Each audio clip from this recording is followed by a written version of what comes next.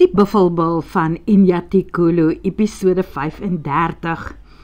Die kuier by Lukas se familie is soos altyd gesellig en lekker. En Luka kan probeer so hard as wat hy wil. Hy kry dit glad nie meer reg om onverskillig teenoor Larry te lyk nie. Sy is mos niks van hom nie, sê hy altyd. Selfs al is hy teen 12 uur aan die stuur van vuurmaak en braai sake, soek sy oë gedurig tussen sy mense deur om te sien waar sy is. Of sy nog iets in haar hande hou om te drink en of daar iemand is wat by haar sit en gesels.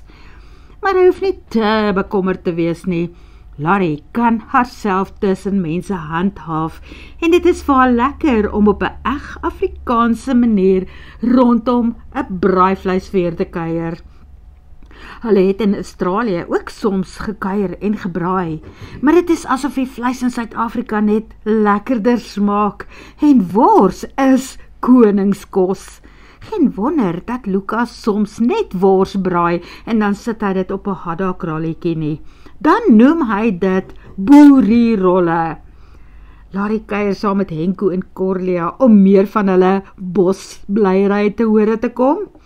Hierdie week wat kom is Lukas se program vol, het hy gesê, maar gee hom so 2 weke om 'n paar goedjies te verskuif en dan kan hulle dalk vir 2 of 3 dae daar na Satara toe ry. Dit is nou as hy pas agter in haar Land Rover se kampeerarea op die matras, voeg sy vinnig by, dit is nou as sy voete nie uitsteek nie. Nee, sy het hom nog nie daar agter in die landie lê gemaak nie. Ja, dalk steek sy voete verraggies by die deur uit. Hy's mos bloody lank, jy weet. Dit kan nogal koddig lyk, is al wat Henko droog opmerk. Maar Larry sien op sy gesig dat hy 1 en 1 op mekaar gesit het en nou 'n hewige stoeiery in sy kop aan die gang het. Om 10:40 stap Chart en sy ballerina daarin. Sy was dalk James toe sy klein was, maar Chart stel haar aan hulle voor as Jamie en sy's pragtig. En hoe kan Larry nie met hulle assosieer nie? Sy was dan getroud met iemand wat transgender is en sy is steeds lief vir hom, vir haar, maar sy het nou 'n ander lewe en sy is daarom gelukkig daar in Australië tussen hulle kinders. Vir 'n paar oomblikke is die Willemse egter van hulle voete af. Hulle weet nie wat om te sê nie.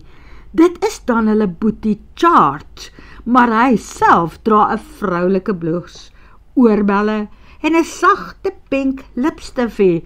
En aan sy onderlyf het hy 'n redelike stywe denim langbroekie aan. Larry sien hoe Henko saamtrek. Miskien wil die man opspring en sy broer van die erf af verwyder. Maar Larry sit haar hand op sy knie. Moenie, dit is nog net Chart. Aanvaar hom vir wie hy is. Dit is die pastoor wat nader kom en die mooi ding doen. Welkom Chartjie, kom nader en kom sit. Gaan julle glase nodig hê? Nee, hulle drink so uit die botteltjies, dankie. Slet sappies. Dit breek die ys. Almal begin lag en moeder Willemse trek haar stoel nader om met hulle te gaan gesels. En eerste geleentheid wat Larry kry, skuif sy ook nader. Sy wil alles weet van hulle lewe in Londen en die groep saam met wie hulle dans. Wanneer hulle by die lang tafel gaan sit, kom sit Luka langs haar en nadat hulle gedank het vir die kos, sit hy sy een hand op haar been. Heerlik, warm, intiem. Miskien bedoel hy dit glad nie so nie, maar dit is duidelik dat hy bedoel het om sy claim af te steek. Figuurlik gesproke, in haar lewe natuurlik. Op 'n stadium sien Larry hoe hy stip na Chartjie kyk. Miskien onthou hy hulle kinderdae toe hulle 5 seuns was. Dalk herprogrammeer hy dit alles in sy brein. Hulle is nou 4 seuns en 'n dogter. Larry besluit om hom te gesels wanneer hulle later terugry huis toe. Hopelik sal hy beter voel as hy besef dat Chart nou 'n vol lewe lei. Dat dit vir hom goed is om deur sy familie aanvaar te word presies vir wie hy is. sy is. Julle moet by ons op Inyatikulu kom inloer voordat julle terug gaan Londen toe. Nooi Luka uiteindelik spontaan. Net nie môre nie.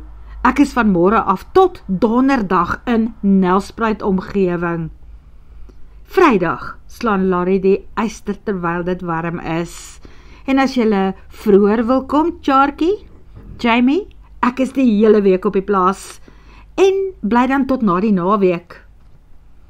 Wel, ek wil vir Jamie die wildtuin gaan wys. Ons het besprekings in Skukuza, Satara en Olifantskamp van môre af, sê Chart.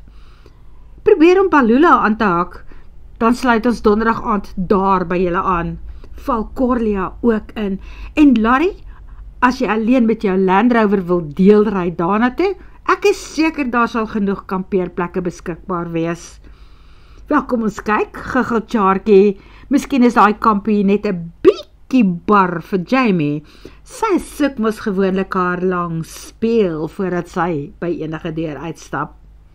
Wat sê jy, Larry? Sien ons jou daar? Vra Henko. Impulsief en opgewonde stem Larry in. Ja, hoekom nie? Sy het immers daardie lekker wa van haar gekoop om mee te gaan kamp. En sy het dit nog skaars gedoen sedert sy in Januarie hier in Suid-Afrika aangekom het. Dan kan sy slag weer video's maak van iets heeltemal anders. Daar, iewers in die wildtuin. Dalk sommer van Balule, die kampie self. Sy voel hoe Luka se hand in hare ruk. Hy hou nie baie daarvan, dat sy so iets sonder hom gaan doen nie. Maar dit is haar lewe, en as sy familie 'n hand van vriendskap na haar toe uitsteek, aanvaar sy dit met graagte. Sy hou van hulle almal. Die ete hou aan tot 2:30. Daarna is daar koektert en koffie. En terwyl hulle koektert en koffie, raas Larry en Luka se fone byna gelyk. Dit is Dirk wat laat weet dat hy en Magda nog steeds in Witrifuur is. Van wanneer af is Witrifuur half op teen een van die hoogste hange van die Drakensberge? Brom Luka en lees verder. As Luka nie omgee nie, sal hy maar die Tronse buffelkoeie alleen moet gaan hanteer en saam met die vangtrok deurry na die plaasie daar aan die kant Nelspruit. Dit is nie asof dit vir Dirk nodig is om saam te ry nie, regverdig homself. Luka hanteer dit mos maar altyd alleen met die wildvangspan. En nou wou hom tog net uit die pad gekry het, as Magda trek wou kom oplaai op Inyatikulu, maar nou gaan sy mos daar kom bly. Luka wil bel om te sê dis reg, ons kom gooi goue draai daar by julle by die oord, om te kyk hoe julle met die inpakkery vorder. Hy sê dit lachend vir Larry. Of lekker kransklouter, spot sy saam. Moenie in die seepwater gly en oor die reëling stort as jy klaar gejacuzzi het nie. Maar die foon gaan onmiddellik oor op 'n stemboodskap toe Luka begin bel. En toe hy uiteindelik kans kry om 'n boodskap te los, sê hy maar net, "Als reg, maak so Dirk." Larry antwoord haar boodskap met 'n 100 en 'n hartjie en 'n stoentjie op die hartjie se gesig. Dit is lekker om te besef dat haar pa en Magda iets besonders in hulle lewens teruggekry het. 'n tweede kans op geluk.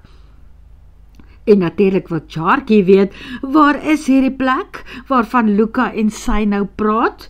Hoekom was hy nog nooit in sy lewe daar nie? Want dit is privaat eiendom, vriende van my en Dirk se plaas, maar helaas die mees romantiese plek op aarde, moet ek toegee. En toe die twee van hulle hom met hondjie oë aankyk, druk Larry hom in die sy, en hy bel en bespreek vir hulle 'n nessie vir oor 'n week, aangesien hulle teen daardie tyd nog in hierdie omgewing gaan rondhang volgens hulle. En al kry hulle die plek nie verniet, soos wat Luka altyd doen nie, is die bedrag wat hy hulle noem, vir hulle byna niks. Hulle betaal mos met Britse ponde, jy weet. Teen 4 uur staan Luka op en begin groet. Sy weekskop môre met 'n kanonskoot af, en hy wil vanaand beslis vroeg gaan inkruip. Hulle klim in sy cruiserbakkie en begin ry, en hulle gesels eers net oor duitjies en daitjies. En toe sê Luka uit die bloute, dan ry jy môre saam met my Nelspruit toe. Nee Luka, jy hoor mos ek ry donderdag deur Balule toe, om saam met Henko en Tjarkie hulle te gaan kamp. Maar ons kom al Woensdag terug, sê Luka. Op pad kan ons voorrade aanvul, dan het ons donderdag heel dag om tot in Balule te ry. Maak jy nou, asof my Landy nie kan spoed vang nie, vra sy. Nee, onthou jy nou weer, dit is die wildtuin. Daar is 'n spoedbeperking van 50 km/h op teerpaaie en 30 km/h op die grondpaaie. Ek onthou Luka, maar gaan jy vir ons bestuur? Ek sal ja, hy gee haar 'n skaakse kyk. Dit is nou as ons klaar getoets het of ek pas. Agter in die kampwa, soos wat ek jou gister gemeet het, gaan jy moontlik pas, net, spot sy, maar dan sal ons natuurlik die deur eers kan toemaak, wanneer ons lepel lê. Het ek reg verstaan? Het jy gepraat van ons, wat Nelspruit toe ry? Wou jy nie 'n slag alleen wees nie, 'n bietjie asem skep nie? Vra sy later. Ag, ek is nou eers besig om my asem terug te kry, antwoord hy vaag. So wat is jou antwoord? Ry jy môre saam? Ja, ek sal, maar net as ek 'n video kan maak van jou en jou buffelmeisies. Natuurlik, sê hy, maar ek gaan jou vroeg uitjaag môreoggend, want die vangspan gaan teen 5 uur al aanmeld. Dis reg, ek sal reg wees, sê sy. Daar doen jy dit toe waaragtig, raas Luka met sy eie beeld in die spieël toe hy Sondag aanstaan en skeer nadat hy gestort en slaapklere aangetrek het. Hy is doodseker dat hy slag weer op sy eie moet wees. Dat hy moet Nelspruit toe ry sonder 'n stertjie. En nou dat daar 'n lang week voor hom wag, sonder 'n laddie daarin, sien hy glad nie kans daarvoor nie.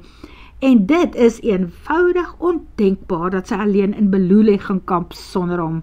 Nee, dankie, hy gaan saam, hy sit voor, regs voor, hy gaan bestuur.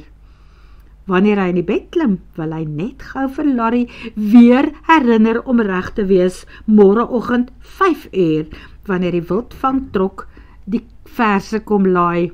Toe sien hy dat sy aanlyn is. Hy skryf, moenie te laat YouTube nie, Larry. Môre gaan 'n besige dag wees. Lekker slaap. Hy wil 'n gesiggie met 'n hartjie bysit. Toe besluit hy, nee, hulle is nog nie daar nie. Net 'n smiley. Ek sal nie te laat opbly nie. Sien te veel uit na môre. Lekker slaap. En sy sit 'n duim op by. Net 'n duim op. Verflaks, sy kon seker vir hom iets meer romanties as 'n duim opgestuur het. Amper slaap hy glad nie, net daaroor. En, omdat hy haar in sy bed mis, Maggies Willemse, raas hy nog 'n keer met homself, die keer met sy kop in die kussing. Dit was net een nag. 'n Gewoonte word eers na 21 dae. Of is dit die keer 21 nagte? Gevestig. Hy bel haar 4:30. Nee, sy's lank al wakker. Sy's besig om vir hulle broodjies vir die pad te maak en gekookte eiers en 'n fles koffie, en terwyl die ketel nou net gekook het, wil hy gou kom koffie drink met 'n beskuit of 2 daarby. Luka gooi sy bagasie in sy bakkie en ry sommer nader. As die vrou so 'n pak kaas met 'n piknikmandjie het, moet hulle dit daar by haar gaan oplaai.